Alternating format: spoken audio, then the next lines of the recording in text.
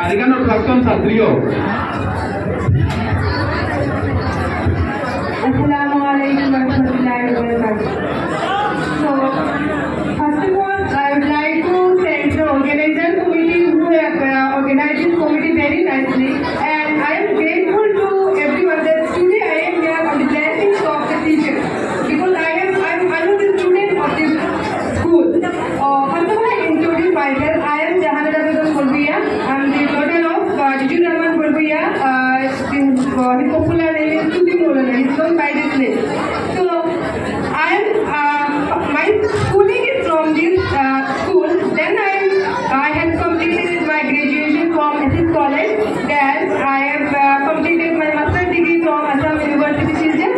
Then I have completed MA degree, Master of Education from Assam University also. Then I have cleared State Level Education Commission SLAT from in 2024, and then I have also qualified National Eligibility Test in 2024 December, and in this year also I have qualified this exam. Now I am pursuing PhD from Assam University, Silchar, from the Department of Education. So, as our previous details have spoken about various things and important matters of contribution of the school.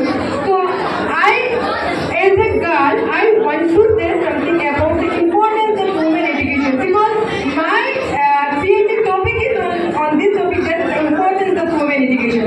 Because we know that our former first Prime Minister of India, he once said that if we educate a man, we educate a man only. But if we educate a woman, we educate the whole family. So he wanted to say that what is the importance of women's education? Because আমরা সবাই জানি যে একটা ফ্যামিলিতে কতটুকু অবদান আছে একজন মায়ের মানে জন্ম থেকে সব কিছু মায়ের অবদান। একজন মা শেখাতে পারেন যে কোনটা ঠিক ভালো এবং খারাপ। তো ছেলেদের আমরা জানি আমাদের দেশে সবাই মানে বাবারা কি গেলে ঘর থেকে বাইরে থাকবে। যদি একজন ফ্যামিলিতে একজন মা মানে প্রকৃত শিক্ষিত হতে পারে তখন এই ফ্যামিলিটা প্রকৃত শিক্ষিত হতে পারবে। একজন মাই সব কিছু শেখায় একজন ছেলে মেয়েদেরকে যে এটা ঠিক খারাপ এটা ঠিক ভালো। তো এই women's education is very important for nowadays because আমরা জানি এখনো আমাদের সমাজ অনেক কনজারভেটিভ সোসাইটি আছে যেখানে মানে অনেক গার্জিয়ান এবং প্যারেন্টস বলে না মানে মেয়েদেরকে পড়াতে কি হবে কোনো দরকার নেই, ওদেরকে মানে গভর্নমেন্ট স্কুলে পড়া আর ছেলেরা যারা আছে ওদেরকে ইংলিশ মিডিয়াম স্কুলে। মানে এরকম অনেক মানে প্যারেন্টসদের চিন্তা ভাবনা এখনো রয়েছে। মানে gender discrimination still existing in our society. মানে আমাদের 21st century is going on, but না এখনো এই সিস্টেমটা চলছে। মানে প্যারেন্টসরা বলে না মেয়েরা তো বিয়ের প্রতি কবে বাসন মারতে হবে না, এটা আমরা জানি করতে হবে, বাট এটা নাই যে আমরা পড়লে গিয়ে এটাই করে না মানে করবো ঠিক আছে, বাট আমরা যখন পড়ে উপকৃত হবো আমরা আমাদেরকে নিজেরা সেলফ স্যাটিসফ্যাকশনটা মিলবে। আমাদের চাকরিটা ইম্পর্টেন্ট না, বাট একজন যখন প্রকৃত করে পড়বে তখন ও কি করবে মানে সেলফ স্যাটিসফ্যাকশনটা আসবে।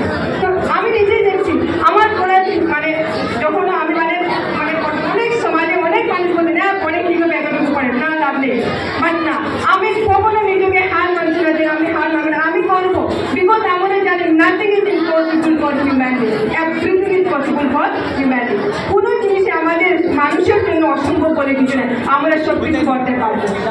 তো এইটাই আমি আমাদের এখানে যারা গার্লস স্পেশালি যারা আছে ওরা আপনাদেরকে কখনো হার মানবে না যে না আমরা পারবো না, আমরা আমার ছেলের মেয়েরা আমরা পাবো না, আমরা পারবো। আমি নিজেই এই গ্রামাঞ্চলে এই গ্রামের মেয়ে, আমি নিজে স্কুলে পড়েছি কিন্তু আমি নিজেকে কখনো হার মানি না যে না আমি পারবো না আমি ছেড়ে দেবো, না আমি ছেড়ে দিইনি।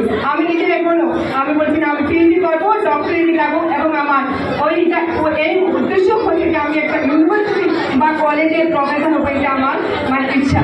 নেক্সট আমি মানে জেআরএফের জন্য তৈরি মানে চলতে আমাদের জেআরএফ এইটাই তো আমার। তো আমি এখানে যত সবাই আছে সবাইকে আমি এইটাই অনুরোধ করবো যে নিজেকে কখনো হার মানবে না, জীবনে করতে যাবে আর